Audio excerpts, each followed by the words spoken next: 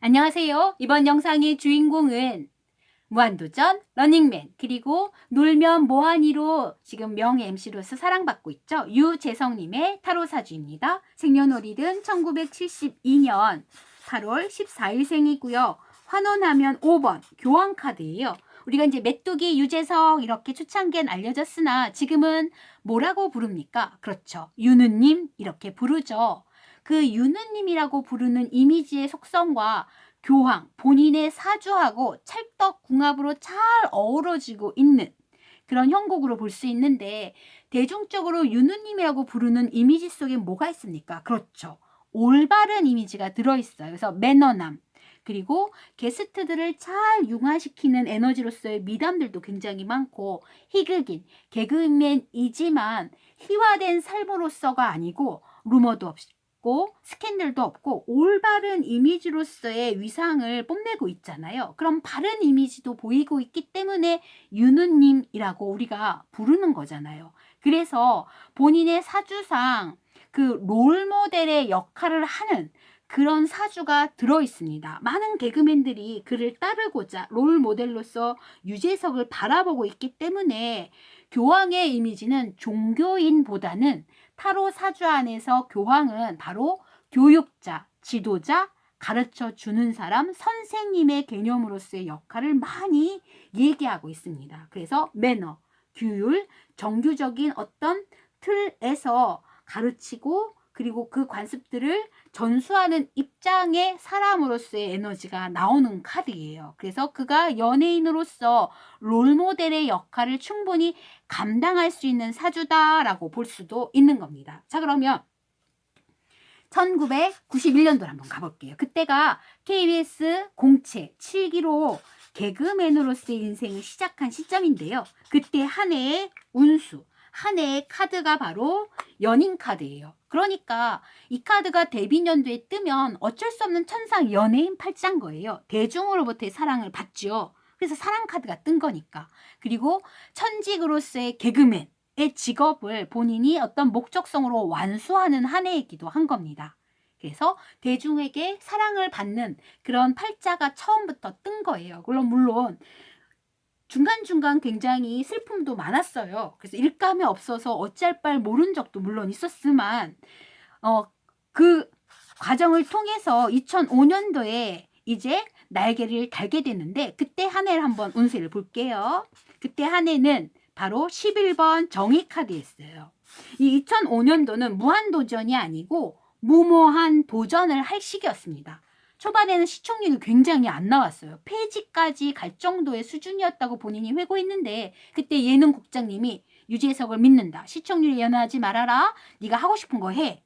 이렇게 얘기해서 이 무모한 도전이 끌려온 거거든요. 이 카드가 의미하는 바가 바로 그거예요. 1년간의 유예 기간을 줄 테니 1년 동안 노력해, 힘내. 그러면 노력한 만큼, 땀 흘린 만큼의 성과가 나올 것이요. 그렇지 않는다면, 땀 흘리지 않는다면 그것만큼의 성과밖엔 거둘 수 없다. 즉 공정한 결과가 기다릴 테니 2005년도 한 해는 땀 흘리고 노력해라 라는 정의 카드가 주어진 겁니다. 그래서 비로소 2006년도에 무한도전이 탄생하게 돼요.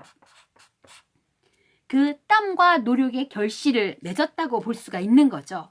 자, 그럼 무한도전은 어떤 카드냐면 바로 유재석 인생에 있어서의 12번 희생하는 카드예요. 매달린 남자, 소위 예수님 카드라고 얘기하는 건데 거꾸로 매달린 거야, 십자가에.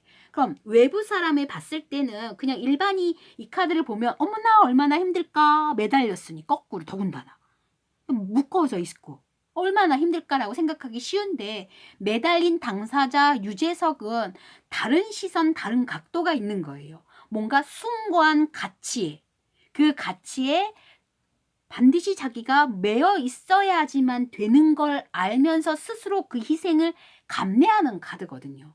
그래서 무한도전이란 프로그램이 물론 중간중간 굉장히 재밌는 프로그램도 많았으나 장기 프로젝트들이 많았습니다. 그걸 통해서도 사랑을 많이 받았는데요. 그걸 이루고자 하는 멤버들의 희생, 그리고 유재석의 희생이 그 안에 들어있는 카드예요. 그래서 무한도전은 유재석이 회고했을 때 정말 내가 희생을 많이 피와 땀과 노력을 다 바쳤던 프로그램, 이렇게 회고할 수 있는 그런 프로그램이 되는 겁니다. 자, 그러면 2008년도로 가볼게요. 2008년도는 결혼한 시점입니다. 그때 얻은 카드가 5번 교황 카드예요.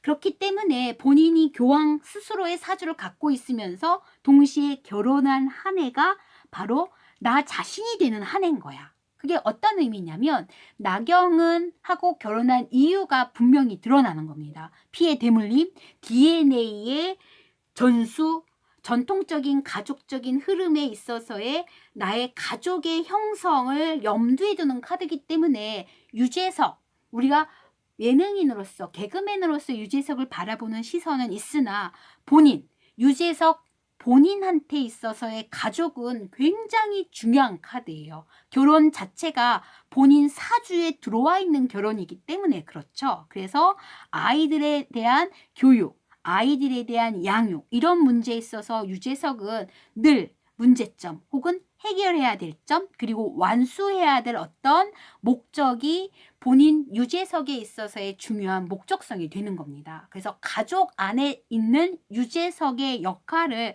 잘 본인은 감당해야 되는 사주이기도 해요. 그래서 나경은 아내가 그 역할, 교육자로서, 양육자로서의 역할, 자녀를 잘 가르치고 훈육하는 그런 역할을 감내하는 사주임에도 분명한 겁니다. 자, 그러면 요즘의 카드를 한번 볼게요.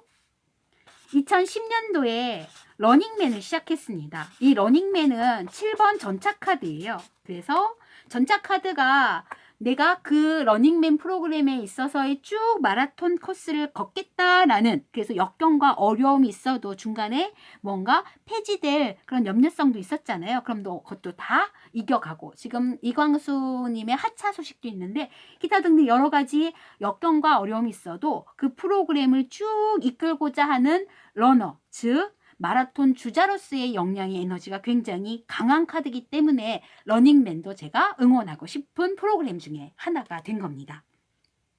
그리고 올 한 해와 작년 한 해의 사주를 보면 작년도에도 놀면 뭐하니로 굉장히 많이 사랑을 받았죠. 이때 카드가 8번이에요.